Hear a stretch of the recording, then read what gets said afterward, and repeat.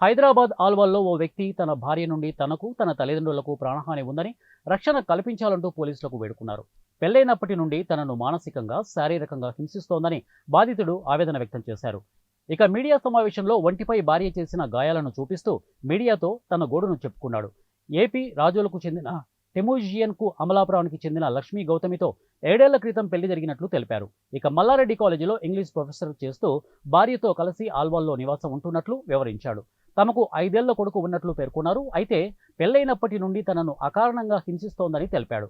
పలుమార్లు పెద్దవాళ్ల సమక్షంలో మాట్లాడినా ఆమె తీరు మారలేదని అన్నారు. ఇటీవల తనను చంపేందుకు కత్తితో దాడి చేసినట్లు కూడా తెలిపారు. ఈ విషయంపై స్థానిక ఆల్వాల్ పోలీస్ స్టేషన్లో ఫిర్యాదు చేశామని, అయితే పోలీసులు కేసు నమోదు చేయకుండా నిర్లక్ష్యం వహిస్తున్నారని ఆరోపించారు. ఇక మహిళలకు ఒక చట్టం, పురుషులకు ఒక చట్టం ఉంటుందా అని ప్రశ్నించారు. తాను నిన్నటి నుండి ఇంటికి వెళ్లలేదని, వెళ్తే తన భార్య మళ్లీ దాడి చేస్తుందని ఆందోళన వ్యక్తం చేశారు.